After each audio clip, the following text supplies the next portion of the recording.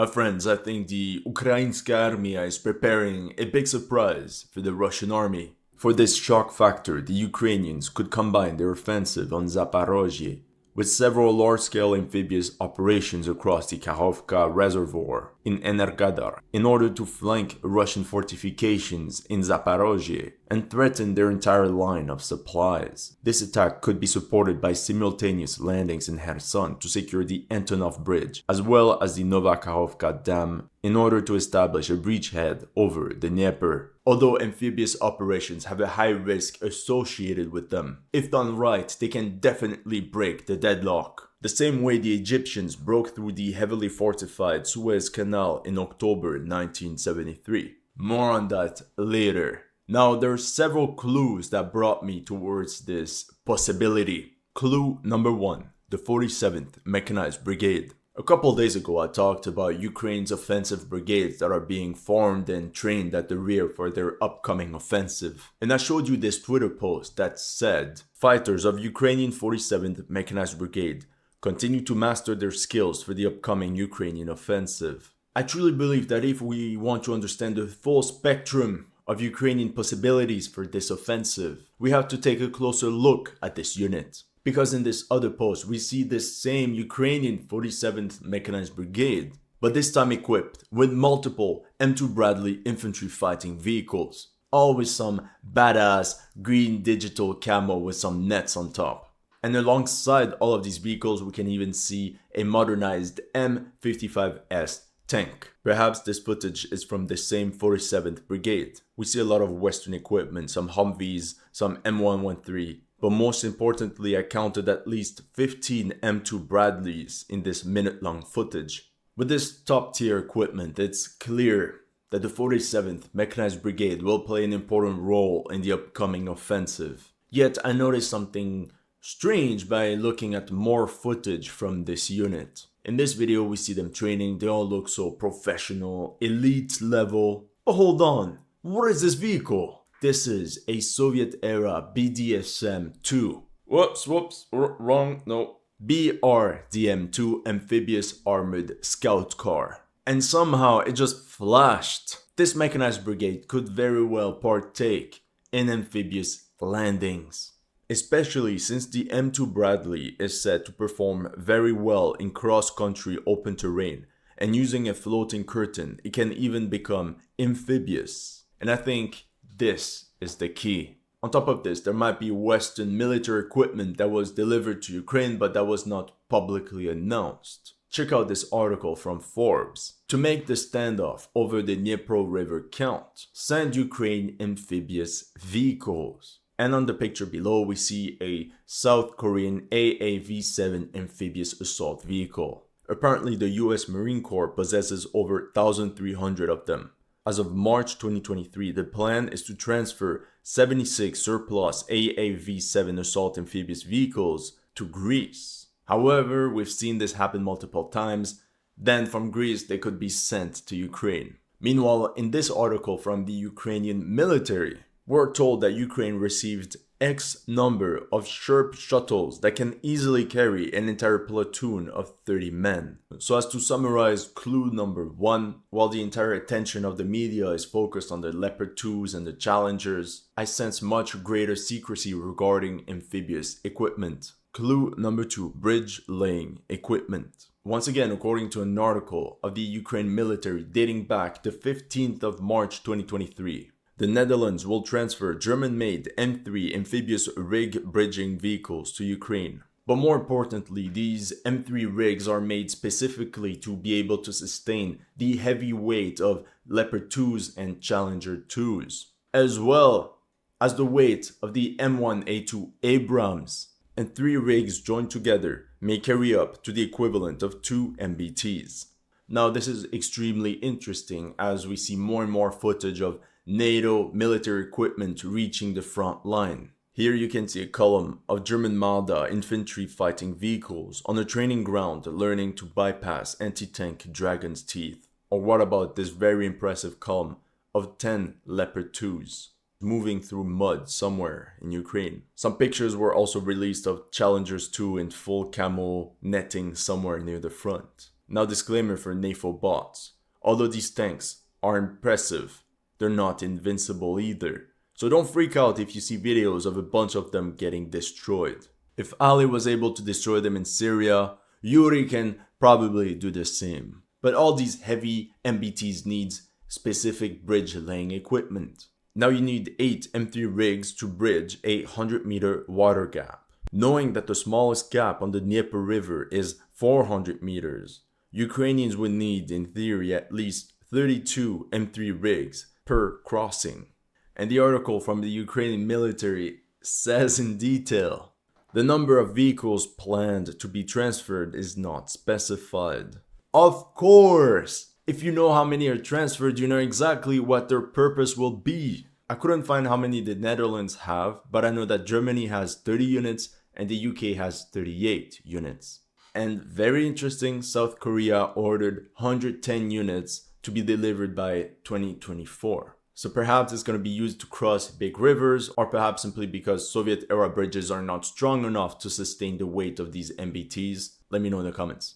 Or a simpler solution would be to use the M3 amphibious rigs as a ferry by attaching 3 platforms together to bring 2 tanks from one riverbank to another. They can cross a 400-meter river one way within 15 minutes. At a rate of 2 main battle tanks every 30 minutes, Ukrainians could disembark 14 Challenger 2s in only 3.5 hours. Welcome to History Legends. Here are the latest news of the Russo-Ukrainian war. Remember that if you're new to this channel, make sure to like and subscribe. As you know, just like with many other commentators, some of my Ukraine videos have been targeted with limited or no ads. So make sure to check out my Patreon or PayPal to keep the show running. So thank you to everyone that has already helped, and welcome to the headquarters. Clue number 3, the Kherson landing.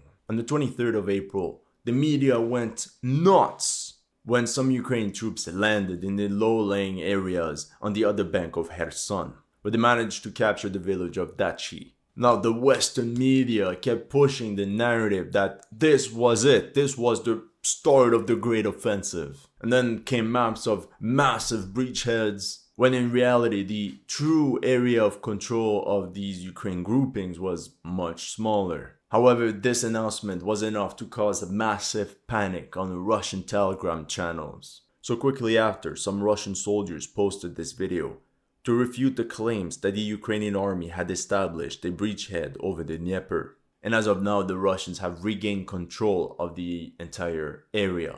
Anyway, what's interesting is that Ukrainians did so by infiltrating the Dnieper using speedboats. In this case, we can see one of the boats carrying 2 Ukrainian soldiers. However, as you can imagine, these make a lot of noise. So German newspaper Bild made a video about how the Ukrainians are now using kayaks. These kayaks are lightweight. It allows the troops to move silently across the river. And one of the most important factors of these kayaks is that they have a very small infrared signature, which is very important for night operations, as you can imagine. So in their video, Bild said that there were 40 Ukrainian Marines getting trained. But I'm just thinking out loud, if we have 2 men per kayak, if we want to move a company across the river, we need at least 60 kayaks. So yeah, it could definitely be done. Although the Russians claim victory over this event, claiming that they managed to repulse the Ukrainian attempt to build a breachhead over the Dnieper, I personally see it differently. I don't think there was a serious attempt for the Ukrainians to build a breachhead. Just by looking at the amount of troops deployed, it's not enough. These were simple Ukrainian probing attacks that happen regularly. What it showed me is that Ukraine is able to cross over the Dnieper with small groups without being intercepted. Because let's be honest, it's very hard for the Russians to catch these boats on the move. Now I know that the Russians have established multiple defensive positions along the river like this MG nest. So that's why the Russians claim that even these kayak attacks are suicidal and that they're very easy to spot. And lastly, we only saw footage of Ukrainian infiltration teams that had been spotted by the Russians, but not the ones that went in and out undetected, because the terrain in the Kherson Delta is made of wetlands and swamps. Soldiers that disembark cannot really dig in, and all the small islands make it impossible to sustain large amount of forces. In the end, a lot of these recon groups that crossed over in front of Kherson were spotted and targeted by Russian artillery. Ukrainians also disembarked some troops at this geolocation on Veliki Island, right at the Dnieper's delta,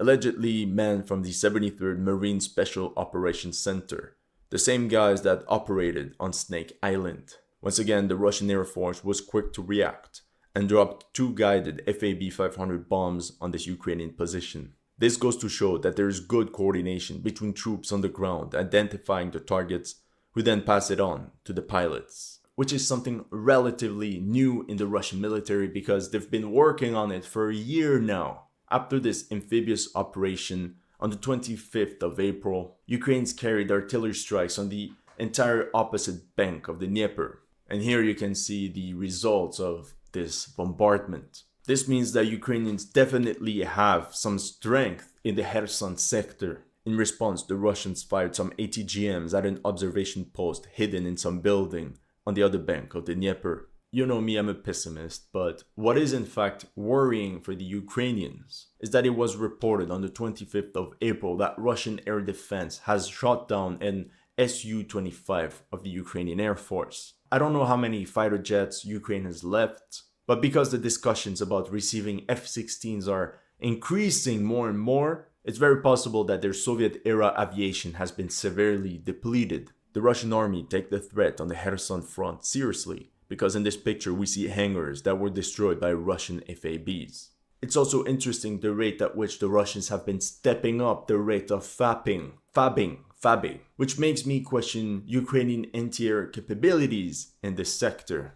As a summary of clue number 3, this probing attack confirmed what a lot of analysts have been thinking, that the Russian army does not have enough forces to fully cover the riverbank of the Dnieper, and the armed forces of Ukraine clearly know this. Clue number 4, the Sunday Times article on the Zaporozhye nuclear power plant. I'm doing a lot of throwbacks, but remember the video I posted on the last day of August. At the very end, I told you about our large-scale Ukrainian amphibious operation against the Zaporozhye nuclear power plant in Energadar. But what happened at the Zaporizhia power plant? Now, as it's fresh news, we don't really know what happened, but reportedly, Ukraine commandos landed in 5 locations. Some people say as many as 700 commandos. If I have more information, I'll let you know. But I think the most believable is that it was 64 commandos in 7 boats, speedboats. And a lot of people did not believe that this event ever happened. Well. Here from the Sunday Times.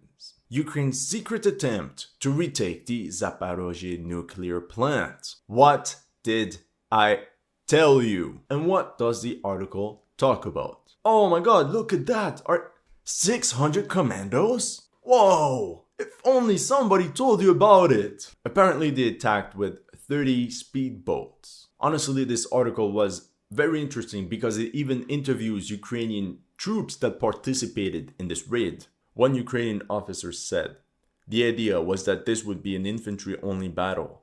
They wouldn't be able to use artillery against us, as this is a nuclear plant.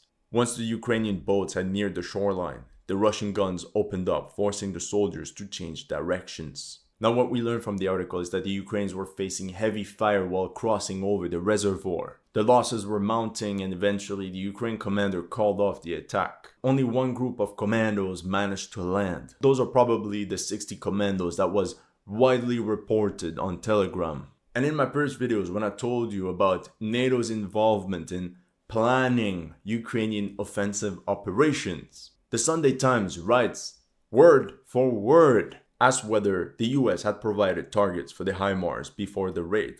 A US defense source confirmed that time-sensitive intelligence was provided to Ukrainian special forces, although they declined to give specific details. We do share information with them, but they're responsible for the selection, prioritization, and ultimate decisions to engage threats. Essentially, they're shifting the blame. And the cherry on top is that this article claims that this raid took place on the very last day of October. It's very strange because all the videos that were released and all the posts about this 600-man commando operation were posted on September 1st. And since then, there were no other reports of such a raid on the Zaporozhye power plant. Look at the map that Rybar posted on September 1st.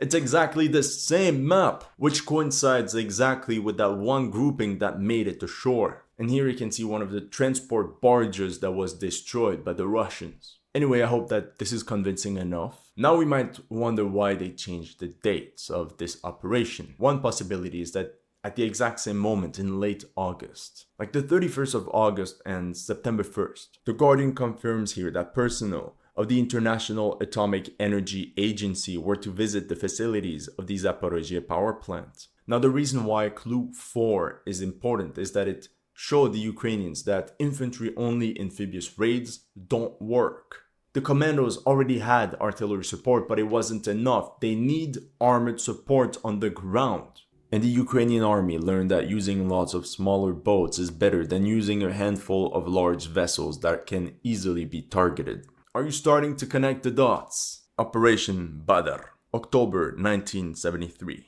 Long story short, in 1973, Egypt wanted its revenge against Israel after its debacle in the 1967 Six-Day War. The question was how to break through the impressive sand wall along the Suez Canal, as this was the first barrier of the Israeli Bar-Lev line of defense. It was 25 meters high and at an angle of 45 to 60 degrees, supported by an underneath structure in concrete. The Egyptians calculated that with bulldozers and explosives, that it would require at least 6 hours of uninterrupted work for each passage. Meanwhile, the Israelis greatly underestimated the Egyptians and believed it would take them at least 12 hours.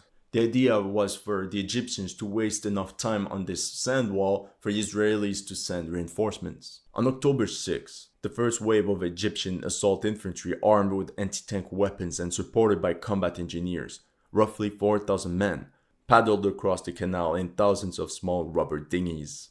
While the infantry was fighting to secure the breachhead, this is where Egyptian combat engineers demonstrated their ingenuity. The solution they came up with was water cannons used for mining. Before the war, Egypt bought 300 British-made hydraulic pumps and another 150 units of more powerful German-made ones. Instead of explosives, they figured out that the combination of 3 British pumps and 2 German ones could clear an opening in the sand wall within 2 hours. Once the passages were cleared, engineers built bridges, pontoons, and ferries to transport heavy equipment such as tanks and trucks. For real, Egyptian combat engineers carried the team on that battle. Once they were done with the sand walls and the bridges, they went forward to open up pathways across minefields and then help the infantry destroy enemy bunkers. Operation Badr was a real feat of arms of the Egyptian army. During this attack, the Egyptians lost 280 KIA and 20 tanks, while the defending Israelis lost 950 KIA and 2,000 wounded,